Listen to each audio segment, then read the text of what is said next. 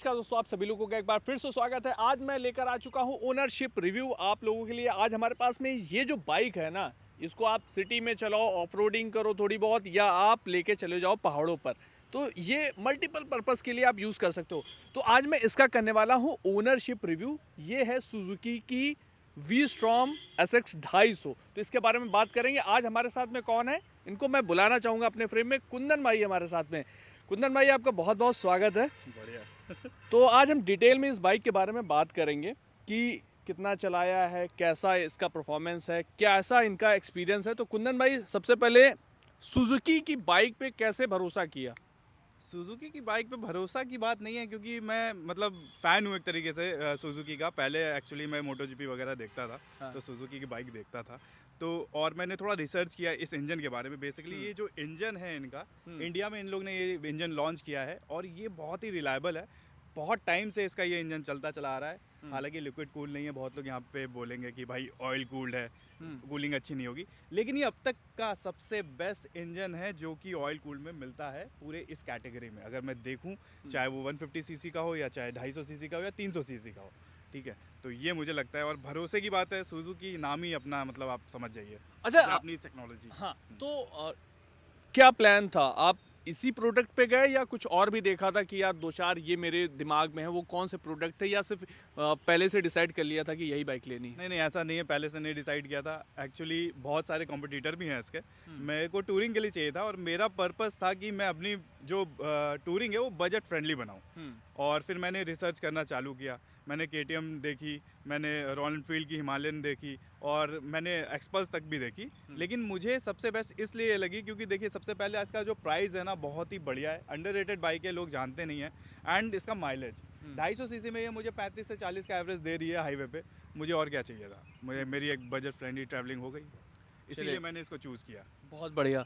तो इसको आप सिटी में चलाते हो और आप पहाड़ों पे भी लेके जाते हो, बिल्कुल। तो बढ़िया कहाँ लगता है, शहर में चलाने में या फिर पहाड़ों पे चलाने में? एक्चुअली मैं अभी तक ओन कर रहा था इंटरसेप्टर 650। हाँ। वो ज़्यादा पावर वाली बाइक थी, सिटी में चलाता था, टूरिंग भी करता था। जब मैंने इसको लिया ना, तो आप सोच लो, मैं इंटरसेप्टर नहीं चला रहा हूँ। अच्छा।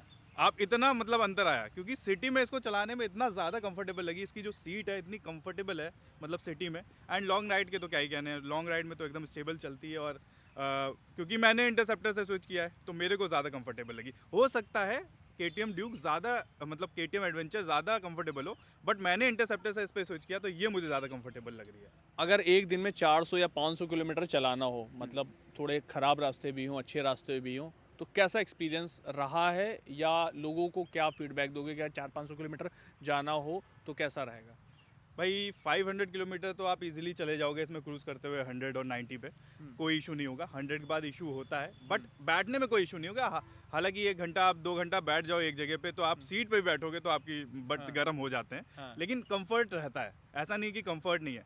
थोड़ा सा ऑफ रोड की बात मैं बाद में करूंगा जब भाई हमसे पूछेंगे, लेकिन अभी जो हम बता रहे हैं, मैंने इसमें 800 किलोमीटर लगातार किया। अभी रिसेंटली हम लोग जांस्कार गए थे, वहाँ से हम लोग आए हैं जब, तो 800 किलोमीटर प्लस हमने लगातार इस पर बैठ के किया है, तो कोई इशू नहीं हुआ मुझे। इंटरसेप्टर में मुझे इशू होता था। हाँ, तो कुंदन भाई, आप ऑफ रोडिंग की भी बात बता ही दो। जब सारी बातें हो रही तो ऑफ रोडिंग के बारे में बता दो। ऑफ रोड में मैं कहूँगा ये एवरेज बाइक है। तो अगर आप चाहते हो कि ऑफ रोड के लिए मुझे एक कंफर्टेबल बाइक चाहिए, तो भाई मैं कंसिडर नहीं करूँगा। हालांकि मुझे लगता था ये अच्छी होगी। ऑफ रोड मैंने किया है, जांस्कार में पूरा ऑफ रोड किया है, मैं मुक्तिनाथ गया था, वहाँ पे भी मैंने ऑफ रोड किया है। चलती सही है, लेकिन वो कंफर्ट आपको फील नहीं होगा जो एक हाई ट्रैवल सस्पेंशन में मिलता है। इसका जो ट्रैवल है ना सस्पेंशन का, 120 mm का है, जो कि एक नॉर्मल बाइक में होता है। अगर जिक्सर उठा के मैं देखूं, उतना ट्रैवल है इसमें। हाइट अच्छी है, आपको नीचे लड़ने का कोई इशू नहीं होगा, क्योंकि इसका ग्राउंड क्लियरेंस 205 mm का है, तो इशू नहीं है। लेकिन इसमें सबसे ज़्यादा जो इशू आता है शॉकर्स पे आता है। उतना ज़्यादा सॉफ्ट नहीं है, मतलब मीडियम पे इन लोग ने कर रखा है कि एक सिटी राइड में मतलब थोड़ा बहुत ऑफ रोड करने के लिए, और लुक दे दिया है ऑफ रोडर बाइक का। लेकिन ये है नहीं ऑफ रोडर, ये मैं एक तरीके से बोल सकता हूँ एडवेंचर टूरर है। टूरर बोल सकते हैं, एवरेज बाइक है ऑफ रोड के लिए। और कुछ कमी लगती है आपको कि यार ये थोड़ा सा सुजुकी अगर बेहतर कर देता तो मज़ा आ जाती? थोड़ा सा अंडर पावर है, जैसे कि मैंने बताया, माइलेज इसीलिए अच्छा मिल रहा है, वो मुझे लगता है। अंडर पावर है, आपको पिकअप एकदम से नहीं मिलेगा। है पिकअप, ऐसा नहीं है नहीं मिलेगा, 250 के हिसाब से कम है।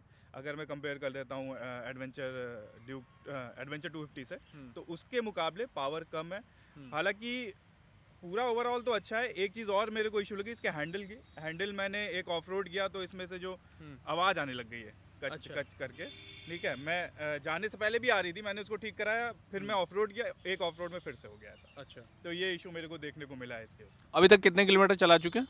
ये हो चुकी है 11,000 किलोमीटर कुछ कंप्लीट हो चुकी है। अप्रैल में मैंने गाड़ी ली थी, करीबन 6-7 महीने हुए होंगे। तो इतने महीनों में कैसा एक्सपीरियंस रहा सर्विस का सुजुकी के साथ में, पार्ट अवेलेबिलिटी या और भी चीज़ें, कैसा एक्सपीरियंस रहा उनके वर्कशॉप का?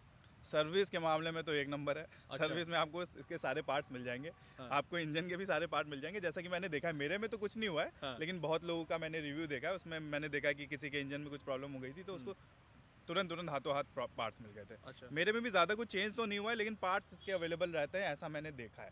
3 सर्विस हो चुकी है। पहली सर्विस 1200 की थी, बाकी 2 सर्विस मेरी 1700 और 1800 के बीच में रही है। हाँ। ज़्यादा कुछ खर्चा नहीं आता है, बहुत सस्ते पार्ट हैं। ऑयल फिल्टर की बात करो, वो भी 40-45 रुपए का है। एयर फिल्टर भी इसका सस्ता है, 100 कुछ रुपए का है। इस पैड चेंज कराए थे, वो भी 400 रुपए के हैं। हाँ। और सिर्फ इसका जो मोटा खर्चा आता है वो इसके इंजन ऑयल में आता है। मोटल यूज़ करते हैं इन लोग, 7100 आपने तो सुना ही है। एंड 300 V2 भी आप डलवा सकते हैं, आपके ऊपर है, आपके ऊपर मतलब ऑप्शन देते हैं उन लोग कि आप कौन सा डलवाना चाहते हैं। तो ओवरऑल इसकी सर्विस कॉस्ट जो है कम आती है, सस्ती है? सस्ती है, हाँ सस्ती है। चलिए, और बाकी वहाँ का एक्सपीरियंस कैसा है वर्कशॉप में? एक्सपीरियंस मतलब ज़्यादा कुछ मेरा बेकार नहीं रहा, एकदम बढ़िया रहा है। सब फ्रेंडली है वहाँ के सर्विस स्टाफ जो भी हैं। मुझे जैसा हुआ, बहुत लोग कुछ और होता होगा, हर जगह का अलग अलग है। तो साहू सुजुकी से मैं कराता हूँ, वहाँ पे इन लोग का जो मतलब स्टाफ है बहुत फ्रेंडली है। आप अच्छा। वीडियो भी बना सकते हो। इंटरसेप्टर में तो रॉयल एनफील्ड में तो मैं वीडियो बनाने जाता हूँ तो मना कर देते हैं। अच्छा, वहाँ पे हम सर्विस कराते हैं, वीडियो बना सकते हैं आराम से, एकदम मतलब फुल हॉस्पिटैलिटी आपको वहाँ पे देखने को मिलती है। चलिए, बढ़िया है। तो अब इसके बाद आप मुझे ये थोड़ा सा बताइए कि ओवरऑल इसकी फिट एंड फिनिश या बिल्ड क्वालिटी के साथ में कैसा रहा है अभी तक, जितने महीने बीते हैं या जितने किलोमीटर आपने चलाया है? जैसा कि मैंने आपको बताया कि रॉयल एनफील्ड चला रहा हूँ मैं, लोहा वाली बाइक चला रहा हूँ। फर्स्ट टाइम मैं मतलब थोड़ी प्लास्टिक फाइबर में आया हूँ, तो बिल्ड क्वालिटी थोड़ी सी कम है। जैसे कि यहाँ पे अगर मैं ये देखिए टैंक के पास, हाँ टैंक के पास साउंड आपको एक चिट करेगी ना, अब ऐसे ऐसे करेंगे, ये देखिए, हाँ। ये देख रहे हैं। तो बिल्ड क्वालिटी मैं कहूँगा बहुत बढ़िया नहीं है। ठीक है, फिर भी मतलब इस दाम में मुझे इतना मिल रहा है, मेरे को मतलब सफिशिएंट लगा, लेकिन बहुत लोग को अटपटा लगेगा, बट ठीक है मेरे हिसाब से। अच्छा, बहुत अगर अच्छी नहीं है। सिटी में अगर आप इसको चलाते हो तो क्या इंजन हीटिंग वगैरह कुछ ऐसा इशू रहता है? नहीं, ऐसा कुछ इशू नहीं हुआ। हीट होती है, हालांकि इंजन है भाई, हीट होगा ही। हाँ। तो हीट होती है, लेकिन सिटी में चलता हूँ तो ऐसा नहीं होता मेरे पैर में बहुत ज़्यादा हीट लग रही है, एकदम नॉर्मल रहता है, कोई दिक्कत नहीं होती है। इवन गर्मी की बात बताऊँ, अप्रैल में भी हम लोग गए थे लॉन्ग ड्राइव में, हम लोग मुक्तिनाथ गए थे, तो मुझे ऐसा कोई फील नहीं हुआ हीट का।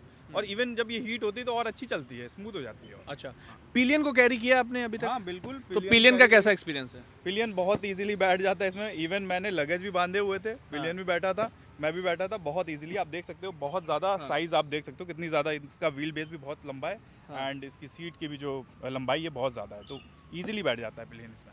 इस बाइक को कितने रुपए में परचेज किया था? मैंने किया था 2,28,000 ऑन रोड, क्योंकि कुछ ऑफर चल रहे थे उस समय।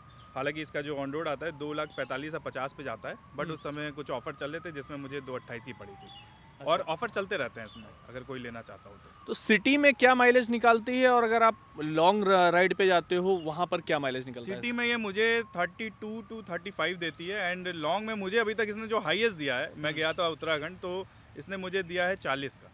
40? इवन जंस्कार में जब मैं पहाड़ में चला रहा था तो मुझे इसने दिया है 39 का, एंड जब हाईवे चल रहे थे हम लोग 100 के ऊपर चल रहे थे, तब इसने मुझे 36 दिया था। 36 दिया है। तो कुछ और लगता है कि यार यहाँ पे ये कमी है, मुझे बाइक चलाते वक्त मुझे ये फील होता है, जो आपने अंडर पावर बता दिया, ये थोड़ा सा फिट एंड फिनिश के लुक बता दिया कि थोड़ा नॉइज करता है। मेरे को एक डिसएडवांटेज लगता है इसका, शॉकर्स और अच्छे होने चाहिए थे, मतलब और स्मूथ होने चाहिए, आपके हिसाब से होने चाहिए थे। एडजस्टेबल तो नहीं दे सकते इतने प्राइस में, बट मेरे को लगता है कि ट्रैवल ज़्यादा देना चाहिए था इनको। जैसे कि बनाया तो पूरा ऑफ रोडर एडवेंचर की तरह है, लेकिन इन लोगों ने शॉकर पे काम नहीं किया। तो जो भी ऑफ रोड बाइक होती है ना, उसका सबसे मेन जो चीज़ होती है वो होती है और शॉकर। और अगर आपने शॉकर ही आपने नॉर्मल बाइक के दे दिए तो क्या फ़ायदा हुआ।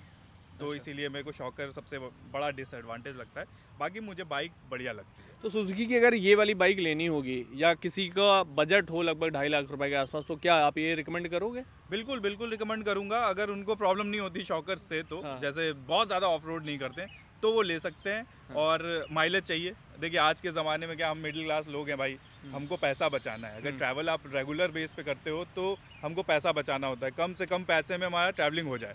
तो मेरे हिसाब से ये बाइक सबसे सही रहेगी। जिनके पास पैसे की कमी होती है, आप दरमा वैली में गया था इसको घूमने के लिए, 7,000 में मेरा काम हो गया था, 3,000 का पेट्रोल पड़ा था सिर्फ, बहुत बढ़िया। और 1400 किलोमीटर्स हमने चलाया था। तो आप सोच लीजिए, इसी से आपको एक अंदाज़ा मिल जाएगा कि बहुत ही किफ़ायती बाइक है। तो कुल मिला के आप इस बाइक से और सुजुकी के साथ में खुश हैं? बिल्कुल बिल्कुल, बहुत खुश हैं। बस जो चीज़ थी उसमें मैं काम करने वाला हूँ, वो भी मैं आपके चैनल पे लेके आऊँगा जल्दी। हाँ। मेरा थोड़ा प्लानिंग हो रहा है इसके जो शॉकर्स हैं उसको मॉडिफाई करने का। अरे वाह। ठीक है, तो वो अभी आगे चल के पता चलेगा, तो आप लोग बने रहिएगा भाई के साथ में।